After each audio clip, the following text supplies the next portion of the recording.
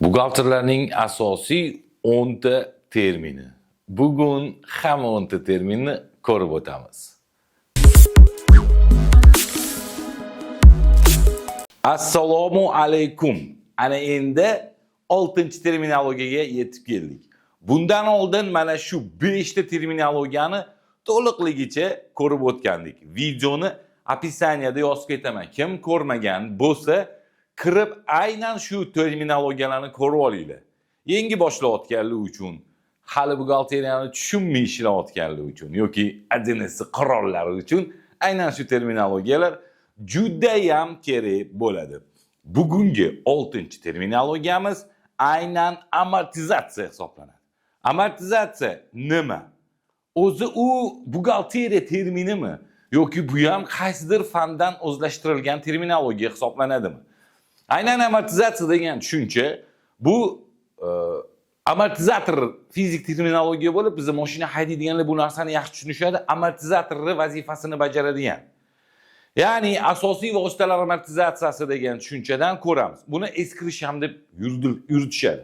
Umumiy olganda amortizatsiya va eskirishni bir-biridan farqi nimada?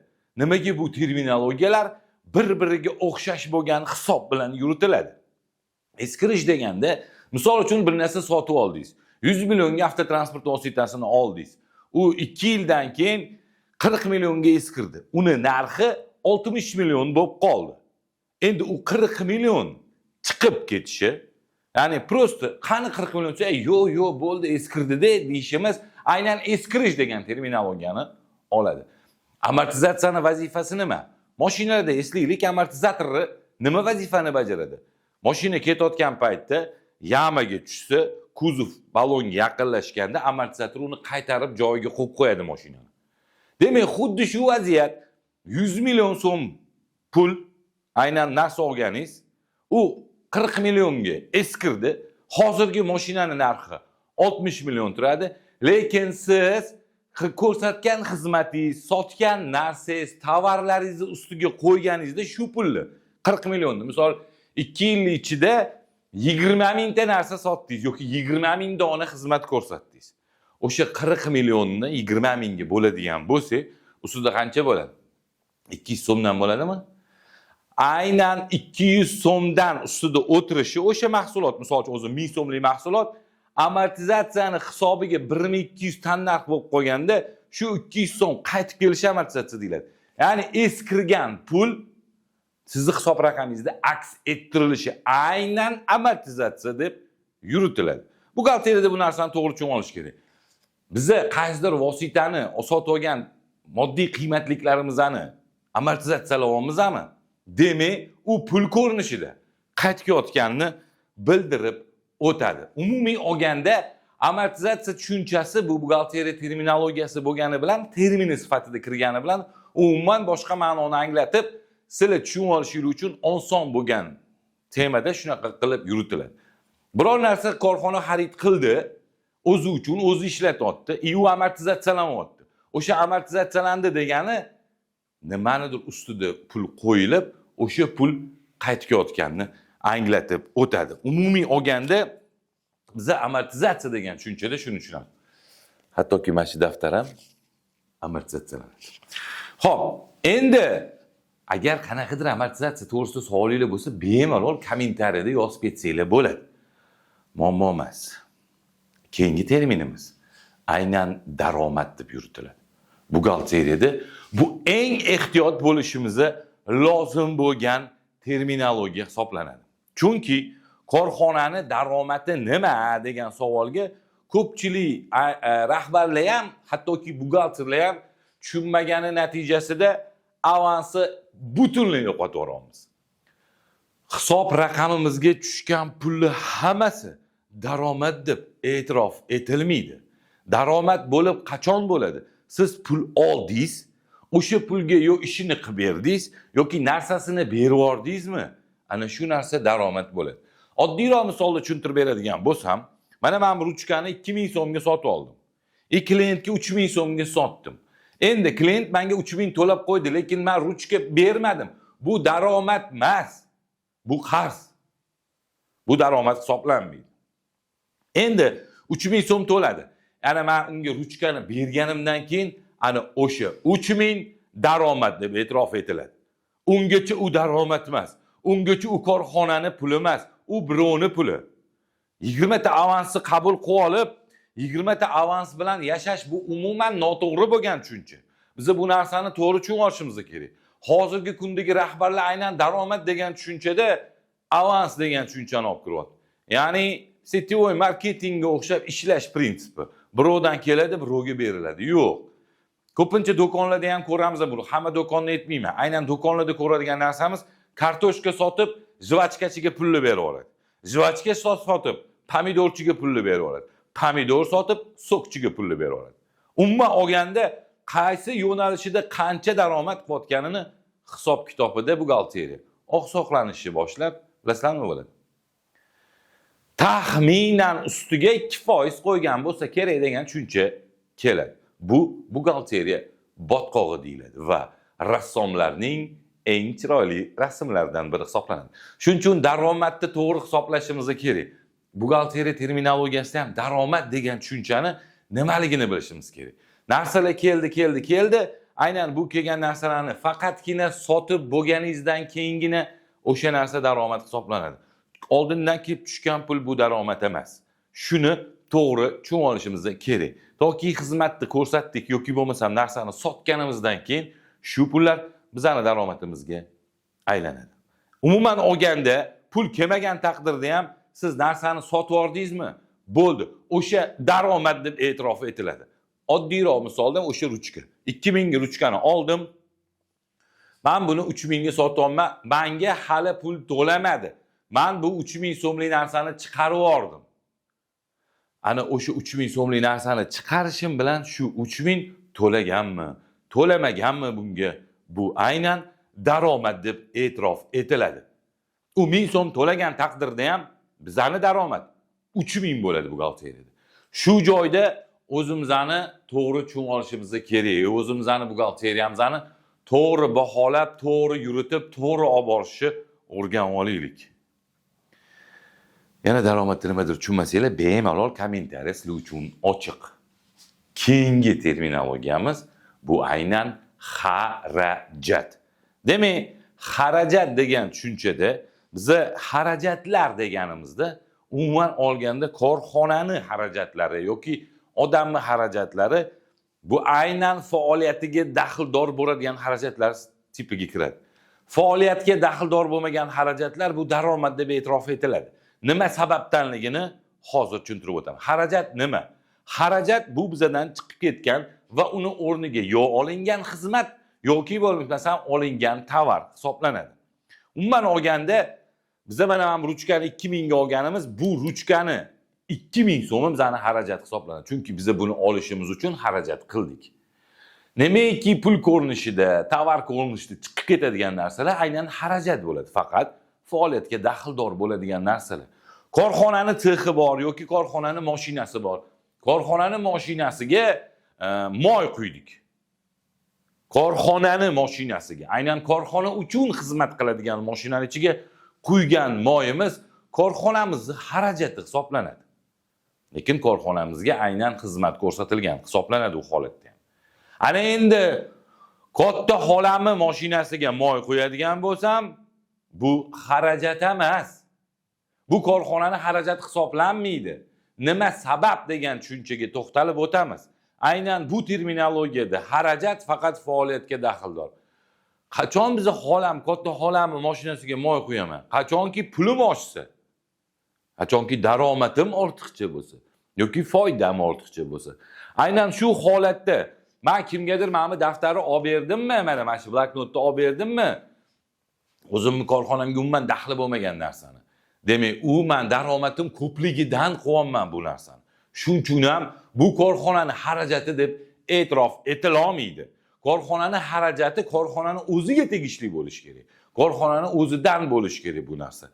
Qolgan narsalar, qo'shimcha xarajatlar, boshqa joyga qilingan xarajatlar, bu hammasi daromad hisoblanadi. Chunki toki foydada ekansiz, siz aynan korxonangizni buxgalteriyasida bu narsani foydam ko'pligidan qilyapman degan tan olib qilishingiz kerak. Buni rahbarga tushuntirish kerak. Buni biz xarajat qila olmaymiz.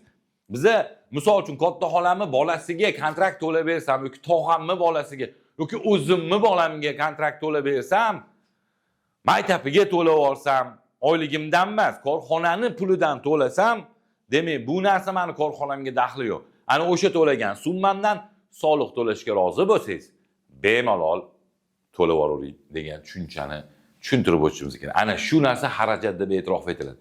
Qaysi narsa uchun korxonaga tegishli, korxonaga mebel olib kelindi, xarajat bo'ldi. Korxonaning tovarini tan narxi xarajat bo'ldi, oylik berdi, xarajat bo'ldi. Umuman olganda korxonaga tegishli bo'lgan narsalar uchun qilingan sarf bu xarajat deyiladi. Bizning hayolimizda menga kelgan pul hammasi daromad deymiz-ku, unaqa emas. Xarajat ham xuddi shu tasnifda yurg'iziladi.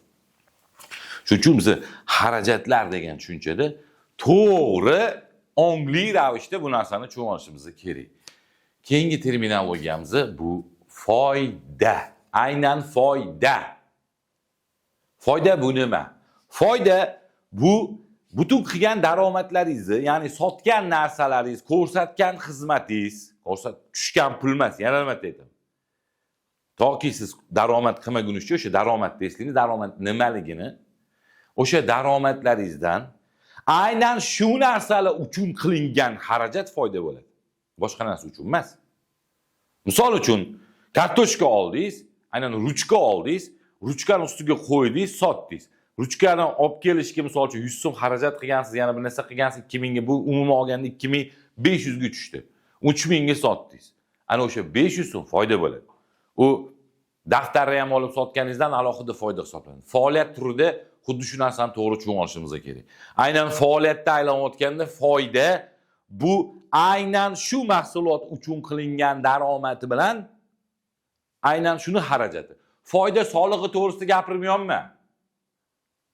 Bizda ko'pincha buxgalterdan borib bir narsani so'rasak, "Men qara, men bu doskani oluvding, mana shu doskani sotding, korxonang nech pul foyda qildi?" desa-chi, "Bilmayman" deb korxonam umuman foyda. Umuman olganda ko'p buxgalterlarimizdan so'raganda o'sha botqoqda. Korxona foydadami, zarardami desa, foydada solig'i chiqdi yoki korxonaning foydasini yashirdik deb qo'yadi. Bu umuman mantiqsizlik. Hurmatli buxgalterlar, biz bitta narsani tushunib olaylik. To'g'ri, bizga kam oylik berayotgan bo'lsa yoki xizmatimizga yarasha daromad qilmayotgan bo'lsa, uni rahbarga tushuntiring. Men sizga men narsalarni ham hisoblab bera olayman. Men bundan foyda qolsiz, men bundan xarajat zarar qolsiz deb tushuntirib beraman. Faqat oyligimni, masalan uchun 2 baravar, 15 baravar, 25 baravar ko'tarib bering deb tushuntirishimiz kerak. Biz o'rganayotgan paytda aynan shu joyga qattiq e'tibor beraylik. Aynan buxgalteriyani o'rganayotgan paytimiz. Foydani to'g'ri chiqarish. Foydani qanaqa qilib to'g'ri chiqarishimiz kerak. Foyda o'zi nima degan narsa. Foyda bu quruq bir safsatadan iborat bo'lgan narsa emas. Bu moliyaviy natija. Ya'ni korxona qaysi sohasida zarar ko'rdi-yu, nimani sotganida foyda qildi. Umumiy hisobda keyin umumlashtirib davlatga taqdim qilsangiz bo'ladi. Ungacha rahbarga aytib qo'ying, iltimos. Biz bilmaymiz-da bu narsani. Foyda shunaqangi tushunchaki, siz toki narsani chiqarib olib, hamma daromad qilganingizdan keyin uni xarajatlarini ayirganingizdan chiqqan tushuncha. Endi bundan foyda qildim, undan foyda qildim, biz jamlab tashlaymiz hammasini. Hamma shunaqa bo'lish kerak ekan deb. Nima to'g'risida gapirayotganimni ishlayotgan buxgalterlar bilib turibdi. Ishlamayotganlar, yangi o'rganayotganlar, iltimos shu narsani tushunib olaylik. Daromadni o'qing, xarajatni tushunib oling. Mana hozir videoni pauza qiling, daromadga qaytingda, xarajat nimaligini tushuningda, keyin ikkalasini ayirib tashlaganingizda o'sha foyda chiqadi. Foyda umumiy jamlangan holatda bo'lish kerak emas. Men bitta mana bunaqa foyda qildim. Bu ko'pincha kafe restoranlarda ko'raman shu narsani. Hamma narsa xizmat bo'lib ketgan. Kola sotayotgandan foyda qilyaptimi yoki Pepsi sotayotgandan foyda qilyaptimi yoki bo'lmasam ovqat pishirgandan foyda qilyaptimi? Umuman olganda mana shu. Ana endi eng kulminatsion nuqtaga keldik. Bu ham bo'lsa 10-terminologiya. 10-terminologiya bizning nazarimizda hozirgi hammada global bo'layotgan aynan soliq. Soliq tushunchasi, soliq o'zi nima? Bu davlatga to'lanadigan boj. Sizni korxonangiz daromad qilayotganligi uchun, foyda qilayotganligi uchun to'lanadigan summa. Bizi o'zimizni narxi noto'g'ri shakllantirganimizning natijasida soliq katta bo'lib ketyapti degan hissi bo'ynimizga olganmiz. Unaqa emas. Narx siyosatini, daromad va xarajatlar siyosatini to'g'ri taqsimlasak, aynan soliqni yutqizish bo'lmaydi. Soliq faqat optimallashtirish kerak. Nima qilsak, soliq yuki kamayadi. Nima qilsak, aynan qaysi soliq turini tanlasak. O'zi korxonada soliq ikkita dona to'g'ridan to'g'ri soliq bor. Korxona aynan yuridik shaxs yo uni, yo buni to'laydi. Boshqa daromadga qaratilgan soliq yo'q. Soliqlar faqat asnanoy, to'g'ridan to'g'ri soliq bu daromadga qaratiladi. Demak, birinchisi bu aylanmadan olinadigan soliq bo'lsa, ikkinchisi bu foyda solig'i. Umuman olganda soliqlar daromaddan kelib chiqib hisob-kitob qilinadi. Aylanmadan olinadigan soliq to'g'ri daromadingizga qarab 4% miqdorida hisoblansa, foydadan olinadigan soliq bu daromadlaringizdan, xarajatlaringizni ayirganda chiqqan foydadan 15% miqdorida to'lanadi. Boshqa soliq yuki yo'q. Endi ko'pchilik aytadi. NDS bor-ku, yer bor-ku, aksiz bor-ku, mulk bor-ku degan narsa. Bular umuman daromadingizga daxli yo'q bo'lgan soliqlar hisoblanadi. Egri soliqlar. NDSga to'xtalsak, aynan qo'shilgan qiymatga soliq ko'radigan bo'lsa, bu klient to'lab ketadigan pul. 10 so'mlik narsaga yana 12 so'm ustiga qo'yasiz. 100 so'mlik narsaga uzr, yana 12 so'm ustiga qo'yasiz, 112 so'mdan sotdingiz. 112 so'mni oldingiz, 12 so'mini o'z bizda klient bu narsani to'g'ri tushunmaganligi uchun aynan soliq bazasini hisoblash bazasi noto'g'ri bo'lib qolganligi uchun buxgalterlarning xayolida buni tushunish qiyin bo'lyapti. Sodda qilib aytaman. Klient 112 so'm to'layotganda o'zi aytsa yaxshi-da. Mana bu 100 so'm narsangga o'zingni cheking bo'yicha. Mana bu 12 so'mni soliqqa to'lashing uchun men to'layapman degan tushuncha. Egri bu. Umuman daromadga daxli yo'q. 100 so'm o'sha foydasi ham ichida, xarajatlari ham ichida 100 so'm. Toza qoladi. 12 so'm shundoq ham klient olamiz. Shuning uchun daromadga daxli yo'q deyman. Aksiz ham klient to'lab ketadi-ku. Endi yer bilan mulk ham bu to'g'ridan to'g'ri soliq emas. Yeringiz bo'lsa, yer uchun to'laysiz, mulkingiz bo'lsa, mulk uchun to'laysiz. Yerdan to'g'ri foydalansangiz, soliq o'zi chiqadi. Mulkdan to'g'ri foydalansangiz, mulkingiz ham o'zi bo'ladi. Men kimnidir yonini olish maqsadida aytmayapman, soliq yoki tadbirkor emas. Aynan buxgalterni kamchiliklarini nazarda tutgan holatda bu narsani tushuntirib beraman. Men olganda mana shu 10 ta terminologiyani asoslarini tushunib oladigan bo'lsak, buxgalteriyamiz idealligini o'zimiz his qilishni boshlaymiz. Kimdadir tushuncha bo'lmayotgan bo'lsa, bemalol kurslarimizga yozilinglar. Bir oyda bir marta, deyarli har oyda yangi guruh ochiladi. Ma'lum bir oilada ochilmasligi mumkin. Umuman hamma buxgalteriyani ko'rib o'tamiz. Yaqinroq kelasizlar, offline ham bo'ladi, bizda online ham bo'ladi. Yilda 2 marta video darslarga ham sotamiz. Lekin sizlarda buxgalter bo'lib ishlasangiz, nimadir kamchiligini his qilayotgan bo'lsangiz, keling o'qib oling. Buxgalteriyaga qiziqayotgan bo'lsangiz yoki student bo'lsangiz, men o'zim ham jiyanlarimga aytaman-da, kontraktingni to'lab 2-3 ta firma avval ishlab yurasan, kontrakting ham chiqadi degan maqsadda. Faqat bitta narsani to'g'ri tushunib olaylik. Biz 5 yildan keyin o'zimiz bilan ko'rishgan paytda deydigan emas. O'sha paytda yaxshi ish qilgan ekanman degan xulosa bilan ko'rishish nasib qilsin. Kelasi darslarda ko'rishguncha salomat bo'ling. Buxgalterlarning bosh miyasi. Кто считает не числа решения, кто в потоке найдет направление. Qaysi kursni bitirsangiz buxgalter bo'lishingizni yoki kurslarni bitirib shogird bo'lib qolaman yoki bo'lmasam doimiy yordamchi bo'lib yana qanchadir vaqtimni ketkazishim kerakmi deb o'ylayotganlar uchun bizning kursimiz, ya'ni shaxsan men Otabek Kadirov buxgalterlarning bosh buxgalteri kursiga start beraman. Kursimiz davomida siz umuman boshqa atmosfera, umuman boshqa buxgalteriya, siz hattoki tasavvur ham qila olmagan buxgalteriyani, siz umuman boshqacha qilib tasavvur qilgan fanni, tasavvur qilgan kasbni oddiy yo'nalishda haqiqiy bosh buxgalter bo'ladigan darajada o'rgatadigan kasb sifatida ko'rsatib beraman. Bizning kurslarimiz onlayn va offlayn tarzda bo'lib o'tadi. Albatta bu kurslarimizda siz ishlab chiqarish buxgalteriyasi bo'ladimi, xizmat ko'rsatish buxgalteriyasi bo'ladimi, savdo bo'ladi, magazin, apteka, qurilish, qaysi sohani buxgalteriyasi bo'lishidan qat'iy nazar siz haqiqiy, aynan bosh buxgalter qanday bo'lishini bilib olish imkoniyatiga ega bo'lasiz. Quyida keltirilgan raqamlarga qo'ng'iroq qiling, yoziling. Joylarimiz soni guruhlarda 18 kishi. Kichik guruhlarimizda 5 kishi hamda yakka tartibdagi guruhlarimiz ham mavjud.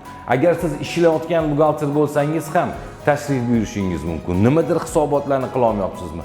Yoki kimdandir yordam so'rashni bilmayapsizmi? Tanishlaringizdan yordam so'rasanglar uyalish mumkinligi. Qanaqa buxgaltersan deyish mumkinmi? Demak, biz doim siz uchun tayyor turamiz.